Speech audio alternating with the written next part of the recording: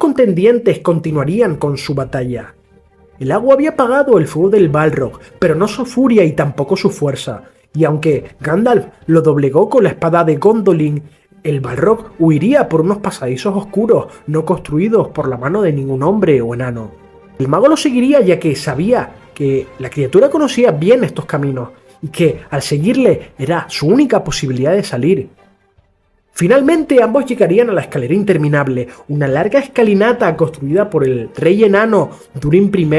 hasta llegar a la cima de Sirak Sigil. Se produciría la batalla en la que ambos contendientes lucharon hasta la extenuación, y aunque el Balrog recuperó su llama y quemó al mago, él lo heriría con su espada. Ambos lucharían durante 5 días terribles, hasta que Gandalf saldría victorioso, esparciendo sus restos por la ladera de la montaña. Pero el mago llegaría a su límite y su cuerpo quedaría tendido sin vida, pero este no sería el final de Mithrandir.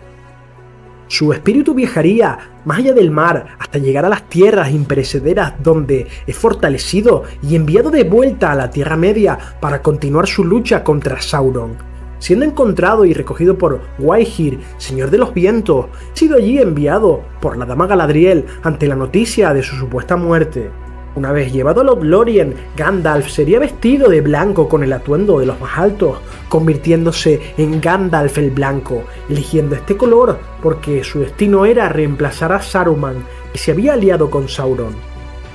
Poco después, Aragorn, Legolas y Gimli se encontrarían con Gandalf en el bosque de Fangor y viajarían juntos a Edoras para liberar al rey Theoden de la postración a la que Saruman le tenía sometido y para instarlo a tomar las armas y el liderazgo de su pueblo. Esto llevaría al pueblo de Rohan a tomar partido en la Guerra del Anillo. Theoden, que estaba acosado por las fuerzas atacantes de Isengard, enviadas por el mago Istar, traidor Saruman, apodado ahora el Multicolor, que a través de la Palantir de Orthanc había hecho contacto con Sauron y establecido una alianza mortal para los pueblos libres de la Tierra Media. Y mientras el Señor Oscuro preparaba sus huestes para el asedio a Gondor, Saruman quería apoderarse de Rohan para evitar la más que posible ayuda de los jinetes ante el conflicto de Gondor. Si bien en realidad el mago pretendía traicionar a Sauron más adelante y apoderarse, en caso de ser posible, del Anillo Único, sería derrotado y acorralado en su propia torre más adelante, y Gimli lamentaría que Rohan hubiera estado en medio, ya que les podía convenir que los ejércitos de Saruman y Sauron se enfrentaran entre sí, pero Gandalf aclararía que el ganador solo saldría más reforzado y sin duda para someter a la Tierra Media. Saruman, por tanto, estableció una alianza con los Dunlendinos, que vivían en las Tierras Brunas, y con sus artificios reuniría un poderoso ejército de 10.000 efectivos entre Uruks, orcos y wargos. Una fuerza capaz de aniquilar de un solo golpe al reino de Rohan, algo que, como dicho anteriormente, dejaría sin aliados poderosos a Gondor, por lo que obtener la victoria era vital para apoderarse poco después de la Tierra Media. Y Gandalf sabía que era vital que el pueblo de Rohan sobreviviera para auxiliar a Gondor, por lo que se montaría en Sombra Gris y recorrería la marca en busca de refuerzos que pudieran ayudar al rey, que partía a Cuernavilla, la única plaza capaz de resistir al enemigo, y muchos campesinos y supervivientes de las anteriores batallas acudieron al último bastión de Rohan, en la que su pueblo obtendría una victoria sorprendente, ya que intervinieron diversos factores, algunos mágicos y otros puramente estratégicos y defensivos, puesto que la fortaleza, que permitía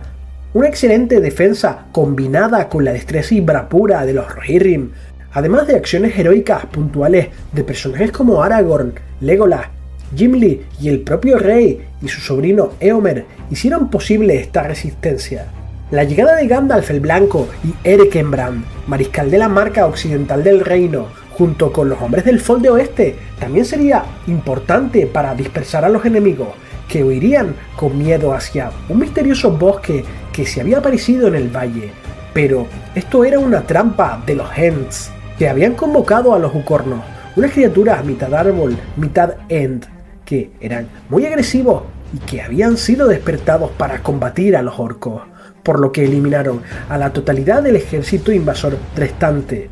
Pero situémonos un poco antes de la historia, ya que el mago Gandalf llegaría a Edoras con Aragorn, Legolas y Gimli un día antes de la batalla para aconsejar al rey Theoden, que había perdido a su hijo en la escaramuza de los vados de Lisen,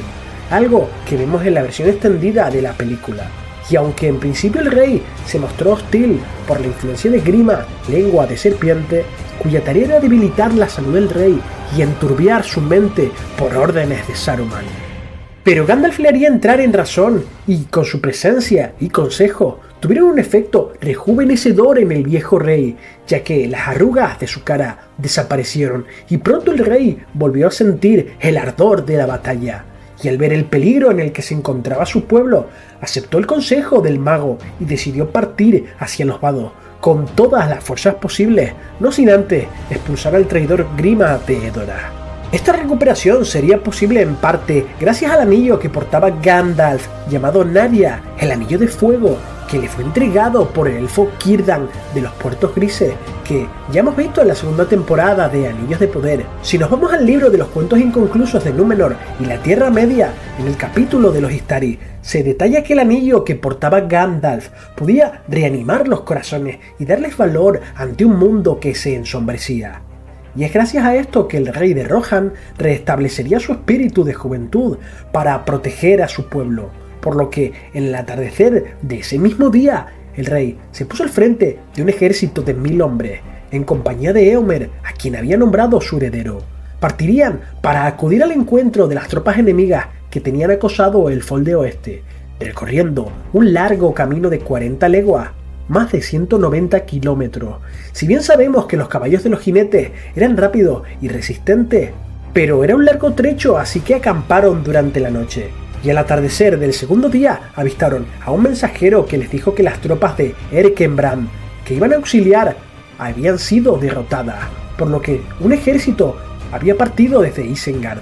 y que sus supervivientes habían sido obligados a refugiarse en el abismo de Helm. Sería entonces cuando Gandalf le dijo al rey que no acudiera a los vados, puesto que nada podía hacerse ya allí, que era mejor dirigirse al abismo, donde podrían ofrecer una resistencia asegurada y les serviría para reorganizar a sus tropas. Y el rey estuvo de acuerdo, pero Gandalf se despidió de ellos y partió con Sombrerí, anunciando su llegada, según la película, con la primera luz del quinto día, que sería cuando se reencontrarían en las puertas del abismo, una decisión que resultaría fundamental más adelante. Theoden y sus tropas llegaron por tanto a la fortaleza, que se encontraba en un desfiladero, y a lo lejos se podía vislumbrar dos imponentes torres tan altas que impedían el paso de la luz, y ante ello la puerta de Helm se alzaba como un punto más elevado, rodeada de altos muros de piedra de cuernavilla, llamada así por los ecos de las trompetas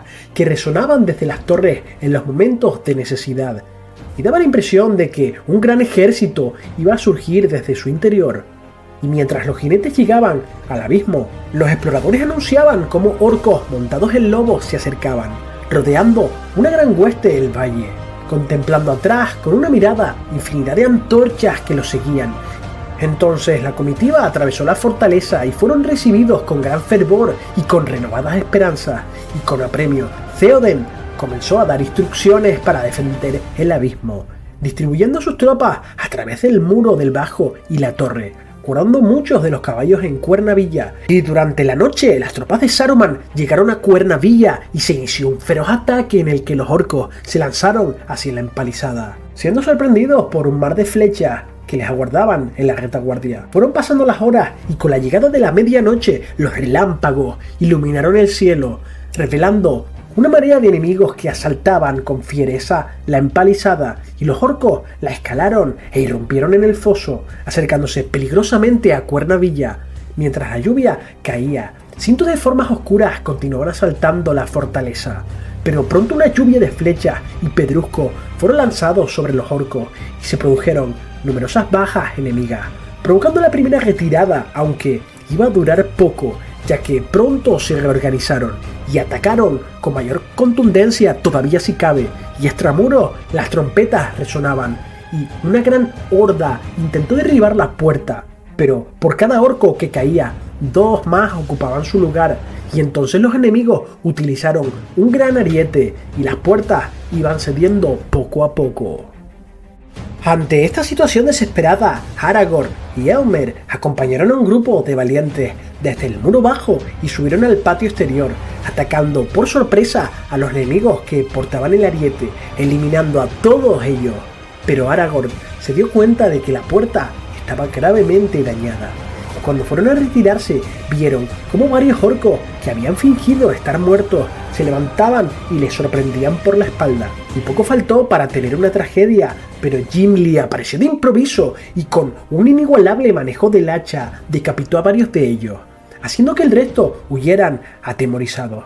Y entonces nuestros héroes se retiraron a Cuernavilla, donde hicieron una maltrecha barricada en la puerta principal que no bastaría para detener a los innumerables enemigos, que podrían infiltrarse a través de una pequeña alcantarilla que pudo ser bloqueada a tiempo gracias a la supervisión de Gimli. Pero Saruman había ideado un dispositivo para penetrar en la fortaleza y los orcos lo utilizaron para crear una gran explosión, creando un enorme agujero en el muro, y los orcos lograron entrar en tropel, y entonces los Rohirrim se vieron obligados a retirarse a Cuernavilla y a las cuevas, tomando el enemigo la fortaleza y poniendo los estandartes de la mano blanca de Saruman. Por tanto, parecía el fin del pueblo de Rohan, pero con el amanecer sonó el legendario cuerno de Helm, algo que aterrorizaría a los enemigos, y el propio Theoden en persona cabalgó y lideró junto con Aragorn y cientos de hombres a pie una última acción desesperada, en parte para ganar tiempo a los heridos y ancianos que escapaban a través de las cuevas hacia las montañas. Pero en ese momento ambos bandos se dieron cuenta que un gran bosque se había aparecido como por arte de magia para bloquear la ruta de escape de los orcos. Y Gandalf y Erkenbrand aparecieron con 1000 jinetes y cargaron con dureza contra el enemigo, y con la llegada del mago, los hombres dullerinos que luchaban a favor de Saruman se rindieron, y los orcos rompieron su formación de asedio y huyeron, siendo eliminados por los Hucornos.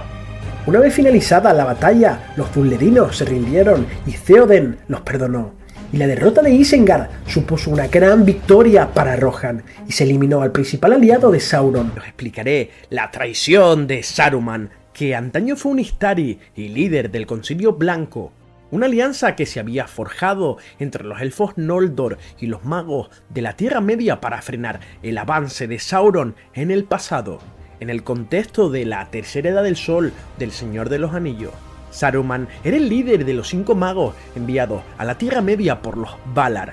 pero en secreto codiciaba el anillo único de Sauron. Además, era quien más había entablado amistad con los hombres de Gondor y accedido a documentos antiguos que había estudiado durante muchos años, descubriendo que el anillo de Sauron había sido perdido en el río Anduin, un dato que el Señor Oscuro no conocía, y que Saruman reveló al Concilio Blanco, afirmando que el anillo posiblemente se había perdido en la desembocadura del río y que se encontraba perdido en el mar, imposible de encontrar. Bajo esta premisa, el Concilio nunca buscó el anillo ni se preocupó por él, pero Saruman lo codició en secreto, más sabiendo que Gandalf portaba uno de los grandes anillos de poder, ya que cuando los magos llegaban a la Tierra Media, Círdan, el carpintero de barcos de los puertos grises, al ver que Gandalf era el más grande en sabiduría y espíritu, le regalaría el anillo Narya, con el que el mago gris podría reanimar los corazones e infundir valor a los hombres. En resumen, uno de los 3 grandes anillos de los elfos. Saruman siempre tuvo celos hacia Gandalf por este hecho, y la rivalidad entre ambos se produjo en su mente, ya que temía a Gandalf más por su silencio que por sus palabras, puesto que intuía que el mago gris conocía en parte sus planes de traición, pero no sabía hasta qué punto podía sospechar de él. En todo caso, durante los eventos de la Comunidad del Anillo, Frodo parte de la comarca y se separa de Gandalf, que se encuentra con Radagast el Pardo, quien le informa por boca de Saruman que los Nazgûl, los espectros del anillo sirvientes de Sauron, estaban nuevamente activos, algo que preocupó mucho al mago. Pero Radagast le dijo que Saruman reclamaba su presencia y que estaba dispuesto a apoyarlo con todos sus poderes, y que acudirá a Isengard pronto. Gandalf se despidió de Radagast y le pidió que utilizara a todas las bestias y pájaros a su disposición para que rastrearan la posición de los Nazgûl y que todas las noticias fueran llevadas a Isengard. Y, sin mucha preocupación, Gandalf llegó a la fortaleza de Saruman esperándose encontrar a un aliado, aunque todo esto era una trampa, y Saruman se burló de haber engañado a Radagast, declarando que ahora era Saruman el multicolor, y propuso una alianza en la que se unirían a Sauron para conquistar a los pueblos de la Tierra Media, dejando de servir a los elfos y a los hombres que tampoco les había reportado para amigarse con el Señor Oscuro, al que podrían traicionar más adelante según su conveniencia. Y en el libro se nos cuenta cómo Saruman tenía un anillo en el dedo, como queriendo insinuar que había podido crear con su forja algún tipo de anillo mágico, aunque seguramente de poco poder. Pero Gandalf se negó, ya que el anillo único solo podía ser llevado por uno, y que Sauron era el único que utilizaría todo su poder. Y como Saruman no consiguió persuadirlo para decirle dónde estaba el anillo, Gandalf sería encarcelado durante un mes en Isengard. Mientras Frodo avanzaba en su viaje, Gandalf lo pasaba muy mal como prisionero, aunque una noche Gwaihir, el señor de las águilas, sobrevoló la torre y encontró a Gandalf allí y lo rescató, ya que esto fue posible gracias a Radagast, que no estaba al tanto de los planes de Saruman. Cumpliría su palabra y envió a la bestia para reportar la información a Gandalf, tal y como le había pedido el mago. Seguidamente Gandalf fue llevado hacia Rohan, donde le pidió al rey Theoden un caballo, y aunque el rey le recibió fríamente, le dijo que tomara el que pudiera domar, y para sorpresa de todos, Gandalf dominó la bestia Sombra Gris, un caballo legendario, para llegar con premura hacia el norte de la Tierra Media. Y allí combatió a varios Nazgûl antes de que Frodo llegara a la cima de los vientos, y se reencontraría con el portador del anillo en Rivendell, donde Gandalf explicaría abiertamente la traición de Isengard. El siguiente encuentro entre ambos magos sería muy interesante y se produciría en Isengard nuevamente tras la derrota de Saruman en el abismo de Helm. Su ejército había sido totalmente destruido y permanecía solo en la torre junto con su esbirro Grima, lengua de serpiente. Gandalf se presentaría con los Rohirrim y Saruman trató primero de convencer al rey de Rohan para que aceptara nuevamente su consejo y ser aliados como en tiempo atrás habían sido. Y tan convincente y poderosa era la persuasión de la voz de Saruman que los Rohirrim por un momento creyeron que el rey aceptaría su oferta, pero Theoden solo veía la mano tendida del mago, que en realidad era un dedo de la garra de Mordor, y le echó en cara que le declarase la guerra sin ningún motivo, más allá de querer doblegarlo a la voluntad de su maestro Sauron, y que solo tendría la paz cuando viera su cadáver devorado por sus propios cuervos. Saruman entonces perdería los estribos e insultaría al rey, aunque luego centró su atención en Gandalf y le ofreció aconsejarle, pero este le respondió que no podía decirle nada nuevo, salvo que Saruman quisiera retractarse. Y esto enfureció a Saruman, quien, según su punto de vista, le aconsejó, por su propio bien, que lo más sensato era unirse al enemigo, y que no lo hizo por orgullo, aunque reconoció que respetaba su gran sabiduría, que en realidad Gandalf malinterpretó su consejo, que en su deseo de convencerle perdió la paciencia y lo encarceló, y que lamentaba haberlo hecho. A fin de cuentas, ambos magos pertenecían a una antigua y poderosa orden de la Tierra Media, que su amistad todavía podía ser muy provechosa para ambos, y juntos podían curar los males del mundo. Y Saruman le rogó llegar a un acuerdo y dejar de lado a gente inferior como los hombres, elfos y enanos, ya que ellos acatarían, como siempre, sus decisiones, y que, por el bien común, estaba dispuesto a recibirlo en su torre y olvidar el pasado. La voz de Saruman en esta última petición fue tremendamente convincente, ya que era el único personaje de la Tierra Media con la capacidad de hablar como un político, y con su voz había persuadido a muchos otros y convencido a lo largo de la historia. y así se había apoderado de la torre de Isengard gracias a la persuasión que ejecutó a uno de los senescales de Gondor del pasado. Aquellas palabras eran un sortilegio que parecía un tierno reproche de un rey bondadoso a un consejero equivocado pero muy querido, y en realidad todos creían que Gandalf aceptaría la oferta y subiría a la torre para discutir asuntos profundos e incomprensibles para ellos, que los hombres, como niños que eran, esperarían su castigo o tarea, traicionándole o abandonándole. Pero pronto Gandalf se echó a reír y aquellas tribulaciones de los hombres se dispersaron, y el mago respondió que Saruman tenía que haberse dedicado a ser un bufón para ganarse el pan con sus burlas, ya que nunca ambos podrían volver a entenderse, porque él no lo entendía, pero Gandalf sí conocía muy bien a Saruman, ya que recuerda muy bien sus tretas y argucias, mucho más de lo que Saruman creía, porque la última vez que se vieron, Saruman era el carcelero de Mordor, porque allí iba a ser enviado Gandalf, diciéndole que el visitante que escapó por el techo no volvería a subir a la torre, pero le sugirió que él podía bajar y discutir los términos de su rendición, pues estaba rodeado de enemigos. Saruman palideció por sus palabras y pronto la angustia le dominó, y el odio fue palpable a través de su voz, ya que no se fiaba de Gandalf para bajar, por miedo también a que los Ents le apedreasen. Y aunque Gandalf le dio su palabra de que no recibiría daño alguno e incluso le ofreció irse de allí en libertad, Saruman no le creyó pensando que Gandalf quería apoderarse de la torre y sus secretos. Gandalf le diría que podría marcharse totalmente libre siempre y cuando entregara las llaves de su torre y su vara, que le sería restituida siempre y cuando se lo mereciera más adelante, algo que encendió la ira de Saruman, declarando que Gandalf solo perseguía obtener las varas de los 5 magos, las coronas de los 7 reyes, junto con las llaves de Barad-dûr. Una escena que vemos mejor explicada en la versión extendida del Retorno del Rey. Aunque estos hechos pertenecen al final del libro de las 2 torres, en el capítulo La voz de Saruman, que podéis leer, y os lo recomiendo encarecidamente. Gandalf solo tenía lástima por Saruman, pues le había ofrecido una última oportunidad de enmendar sus errores,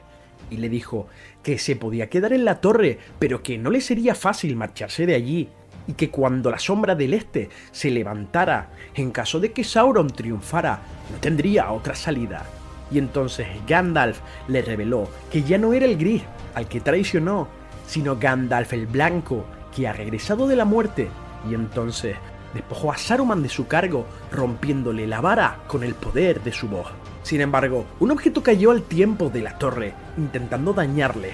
Una palantir que fue arrojada por Grima desde lo alto, aunque pronto Saruman lamentaría no tener una fuente de información, y esa noche un Nazgûl visitó Isengard, aunque huyó sin poder hablar con Saruman, pero pronto Sauron sabría de su derrota, y aunque el mago conseguiría escapar de la torre más adelante y viajar a la comarca para tratar de conquistarla, esto forma parte de otra historia.